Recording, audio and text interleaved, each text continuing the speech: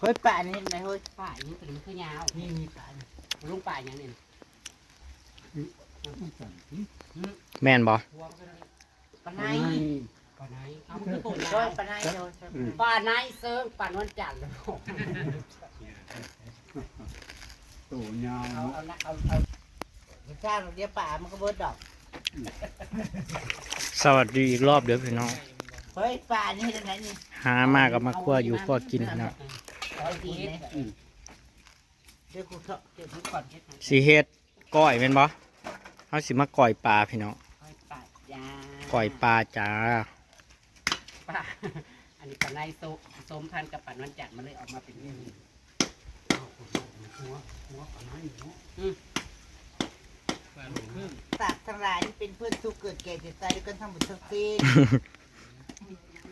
แพ่ให้อีกอะ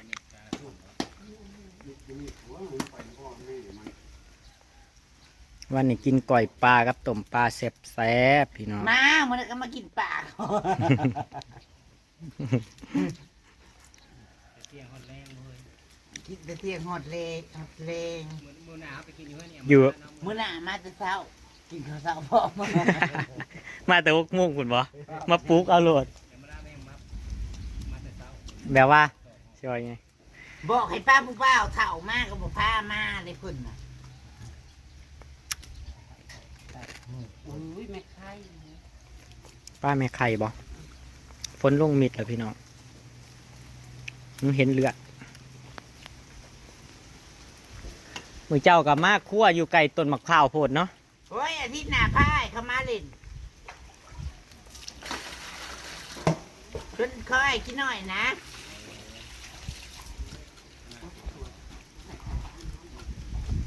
เงินก็แล้วเลยดิ เมเซียวสิเป็นคนเฮ็ดพี่น้องมือนี่เซฟเจมาลามีเชียวมารับเน็ตกับข่าวแสบอยู่เข้มหน่อย คันบอกเข้มน่ะแซ่บอยู่ได้ ๆ คือกัน เพิ่นเป็น อยู่ด้านใดเจียงด้านนั้นแก เพิ่นเป็นเจ้าของห้านพุ่นเพิ่นเคยเปิดร้านอาหารมาก่อนพุ่นพี่น้องประสบการณ์เพิ่นเป็นทั้งเซฟพุ่น เจ็บปะ เซฟปะปะ เทียบกับทางห่างเป็นกระแสนะบ่เห็นดิ อีกคำว่าเราน่าเอาลงมาเราตายเป็นอีหยัง เนาะ เราดังแล้วก็เฮ็ดลงไปบอกนั่นก็ว่าเราเครียดย้อนเป็นนี่ หลังบ้านก็จะมีผักสวนครัวพี่น้อง มีถูกหอม หอมแก้มก็มี มีครบพี่น้อง มีครบเบิร์ดพี่น้องเพิ่นปลูก หอมป้อมหอม พูด บัว สลัด ผักหอมบัวหอมเลยพี่น้องผักกาดซ้อมก็มี หมักพริก แล้วก็ต้นกล้วยพี่น้อง ผักแพรว ไว้พอได้เก็บ หอมป้อม ผักซีลาว หาบอลซื้อกันยากเลยทำได้เก็บเด็กก็แก่เลยนี่กำลังบานใหม่กำลังเกิดขึ้นกับนี้ อืมมีพร้อมพี่น้อง เพื่อนรังงามๆพี่น้อง งานดอกมันก็ได้แล้ว แล้วใกล้สิได้คืนแล้ว10แล้ว90ป้ายแหละ95แหละฮอด หลายอันอยู่เลยมันได้แล้ว คือว่าอะไรเนาะคือเขาว่าอะไรเงินถึง เฮ็ดหยังก็คือจังว่าไว้ มันบ่ทันได้แล้วซ้ำเงินเบิดแล้ว เหลือแต่หน้าต่างตอนนั้นก็ได้คืนแล้วก็ไฟ แล้วก็มอยช่วงนี้นะ ไฟกับเข่าแล้วบ่เข่าแล้วเนาะยังบ่ ยัง ยังโอ้เมียนแล้วมีไฟอันเก่าอยู่ลืม เต่าละม้อยยังบ่ หมอยกระล่นเบิดแล้ว เงินกระเบิดหมอยกระล่น ปรับเพิ่นน่ะโกนถิ่มเบิดเว้าหูไนะม่โกรธเลยคนเชียว ฮะ ตอนเป็นผู้สาวใหม่เคยโกรธหมอย มันคั้นบ่ บ้านมันโกรธแล้วนี่คันกันตาย แล้วสิว่าจะยังเป็นสาวกูบึ้ง บ่เด้อข่อยนี่บ่เด้อเออมันสิคั้น เคยโกรธ บ่มีแต่ให้เมียถอนเอาให้ ปากคาบซีดเอา เมียข่อยคาบแล้วก็ซีดคาบแล้วก็ซีด เป็นใจหาเป็นใจหาว่าเป็นใจหา ไว้ วันไม่นอกม่วงง่อยนมบ่เฮ้ย เงยปากมาหมอยเจ็บปากโอ้ยเอาแยะเลยเฮ้ยอย่าไปบ่เสียเด้อ มันหมดแซ่บ2คนสิมาหาเจ้าดอกเมเสียวเออ ที่มาหา หมายไม่ใช่ไปหูนะเดือน6นี่บ่จักทำไมมีข่าวดีอยู่ ปีดเมเสียว เดือน6ลงหน้าเลยไดป้าเจ้าคือสิพร้อมกันกับน้าสาวข่อยเด้ นาอีนี่เขาก็มึงไงแต่ว่า น้าสาวข่อยก็เดือน6 6แต่ปีได้เห็นมันก็ หมอตวงตั้งแต่เดือน6ปีที่แล้วเนาะ2 ปีแล้วบ่ ที่เฮาไปเบิ่งหันใด หมอคนนั้นยังมีชีวิตอยู่บ่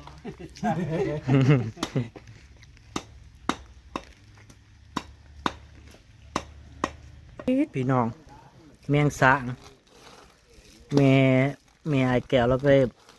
แหน่วังแรงพี่น้องมึงเนี่ยเต็มถาดมันนะพี่น้องมันไข่แสบอีหลีฝนมาแห้งแล้วได้พี่น้องปีดมาแห้งเลยได้พี่น้องพูทางพูทางบ้านเฮาบ่จักนั่นน่ะทางบ้านคึมนะเธอมันตกทางบ้านคึมแม่นละมั้งน่ะพูนมืดแห้งนี้พี่น้องมันลงแห้งนี้เป็นโงนตกแห้งๆเด้อ บ้านเขาคนโตมาใส่มันก็ออกพญางวดขึ้นแต่ว่า เอากะเอาลวด หาแนงลวดแนงนั่น เฮากะขึงลวด ถึงหลอกมันหลอกงัวคุณหลอก งัวเขาก็ยังบ่ทันแหลกจับหั้นนะพี่น้องเขายังปล่อยอยู่งัว ก็แต่ว่าบทันได้หอบยำวันเดือนสิ้นเดือนนี้แหละเขาก็ว่าแล้วมัน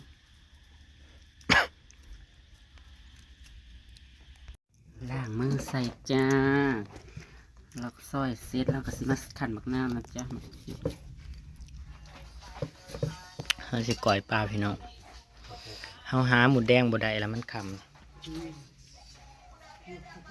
ใส่มะนาวเอาพี่น้อง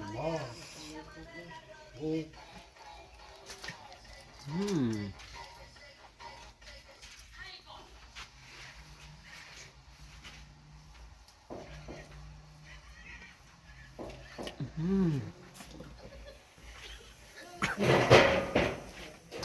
มุกผมเฮ้ย อันนี้ก็ต้มพี่น้องปี๊ดมีไข่มาน้ำเนาะไข่น้ำพี่น้องปลามันไข่เต็มหม้อจอกอฝากกระห้องแห้งเลยตกกระขออย่างเดียวอย่าล้มเด้อ บดตกข้างเท้าแหละ ย่านล้มไหมตกแห้งกับตกแห้งบ่เป็นหยังดอกขอแค่อย่าล้มมากใครเคยกินแหนบพี่น้อง ถ้าเคยแต่ว่าก้อยป่าเนาะ แต่เฮาบ่กินดิบเฮากะสิปล่อยแล้วเฮากะสิมาขัวพี่น้องปล่อยก่อน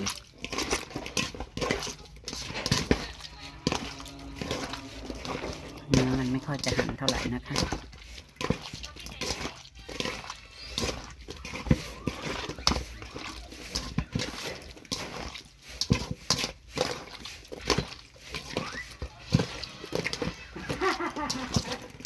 ก็แล้วจะทายและตัดขั้นเป็นสีดี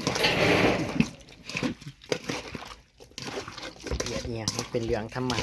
ดา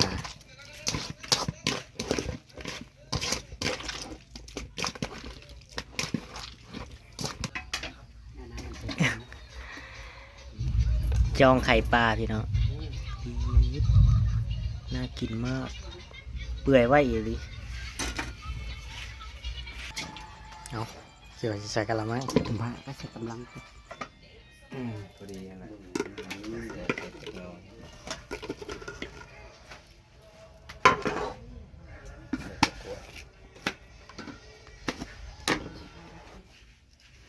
ข้าวคั่วใส่ละลายแล้ว มันสีดำ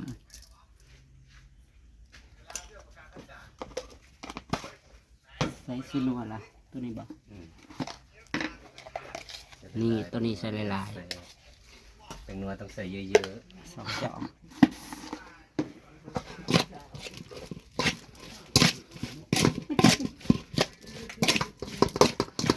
ก้อยปลานี่เนาะ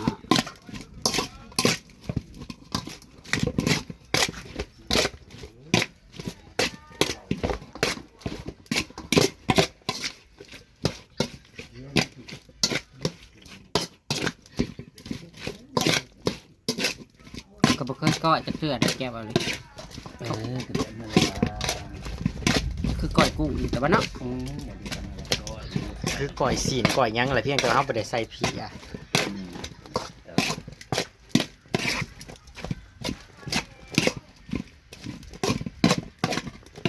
แต่คนบ่กล้าซิม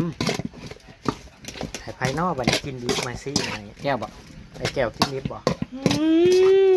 นั่นอยู่กับผัวก็บ่ลวกก่อนมันนอนน้ำผัวนั่นลวกบ่หรือแนวใดกินดิบๆรส อยากให้ เป็ กิ น น ยังไง ว่าอะไรเฮ็ดอยู่ใส่หยัง ใส่หอมลงไปจ้ะ สุดขี่มือ ชุดขี่มือนี่ค่ะ ชุดขี่มืออยู่ได้นี่แหละ สุดนี่ผัวหักผัวลงผัวงงบ่ฮู้ทางกลับบ้าน อืมปีหนึ่งแล้วปีกลัวละหาทางกลับบ้านบ่เจอ มาปี อืมจักมันใส่หยัง 2 ปีแล้วบ่ ก็ใส่มดดำกูดีเลยบ่ฮู้บ่ 4 2 ปีแหละ มันดำพึ่งเบิ่ง 4 2 ปีแหละได้ไอ้แก้ว มันดำพึ่งเบิ่งเลยมันบอก หาอยู่หากินกุ้มกุ้มป่านนี้มันอยากได้กับตาย่างก็หน่อยเจ้านะสั่นตึกแห่โอ้โหสิใหม่จ้ะเขาบอกมันเปรี้ยวอยู่เปรี้ยวอยู่ปะ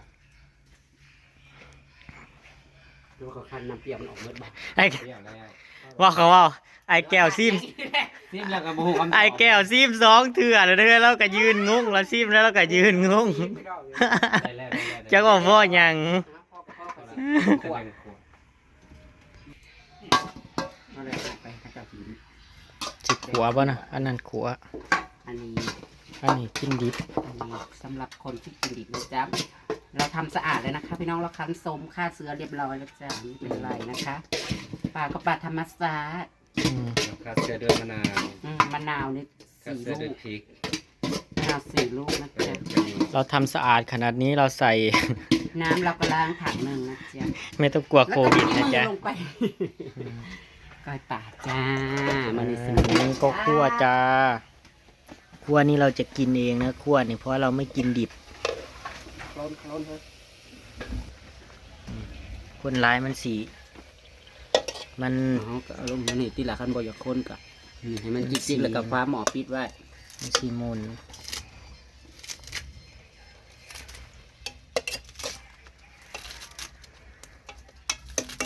ให้ละฟ้ามันตัวนี้บ่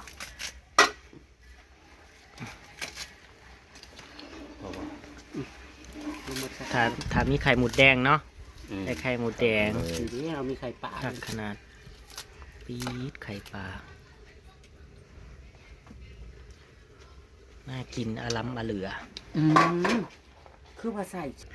พี่น้อง ต้มปลาคือขมแต่อัมล่าคือจังหวัดใส่ขี่ ใส่เพี้ย แสดงว่า มันอยู่ในป่าเนี่ยป่ะจ๊ะ แสดงว่าบ่ได้เอาบีมันออก เอาแต่ขี่มันออกแต่บ่เอาบีมันออกคมแห้งอย่างดี เนาะ เอากระซัง เอาสิมึงดู หวานเป็นลมคมเป็นยาเขาว่าบ่เป็นหยังดอก ไม่ออกนะไม่เธอมันพ่นเลย เอากินกับ จ้องเขาอยู่ใส่ ผักมะกอกพูนใบมะกอกพี่น้องย้อ เป็นอยู่ในลำตู้ไปข้างหย่ำนี่ อืม อะไร ปลาแห้ง ตัวนี้คั่วนะจ๊ะ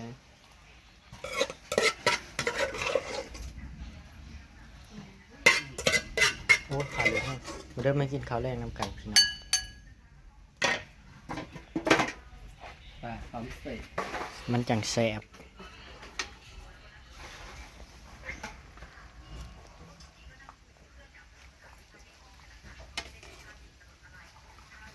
มันกำลังจะยามฝนแล้วมันเริ่มวางไข่แล้วเนาะมันเริ่มมีไข่แล้วเนาะ แม่นป้าถ้าแม่นว่าเฮาตึกบ่ได้นี่เนาะฝนตกลงมานี่ พอดีไข่เลย ผู้ที่ออกลูกแบบเต็มน้องเลย แต่ก็ยังเหลือหลายอยู่พี่น้อง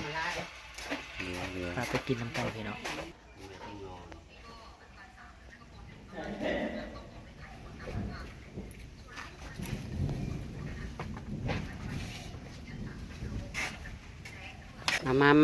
มา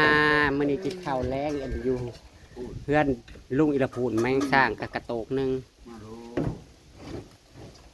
มาทุกช่วงนี้คือจังว่ามาทุกอาทิตย์ โอ้ยยายหนึ่งเขาวซ้ำงานดอง ใช่แหละอันนั้นได้จ้ะอาบลาเซิร์นจ้าเขาแล้วเราก็ตั้งสิได้อ้วยจ้ะพี่น้องเลยคนกันตกลัดทางประจักษ์คนสิตกลัดทางผู้ขามาเฮ้ยกินเป็นอะไรอยากนอน โอ้ยสิกินข้าวแล้วอยู่บ่ดีคือจะนอนไวแท้น้องพี่น้องวันนี้ก็สิเก็บภาพบรรยากาศใบยุพาข่าวนี่สะก่อนจ้าขอบคุณเด้อพี่น้องบุ้ยฝากกระเหลื่อมพี่น้องเอ้ยตามคลิปหน้ามื้ออื่นก็แล้วกันมื้ออื่นก็สิห้ารอกินอยู่นั่นนี่แหละเพิ่นว่าสิออกไปหากินทั้งหน้าเจดอกไม้อีกไปเกี่ยวข้าวหน้าแซงมื้อรู้ไปแล้วพี่น้องสบายดีจ้า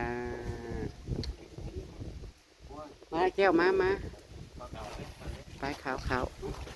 กินข้าวเด้อ จ้าอุ้ยฝนกระยิบเนี่ย ทุกคนกินข้าว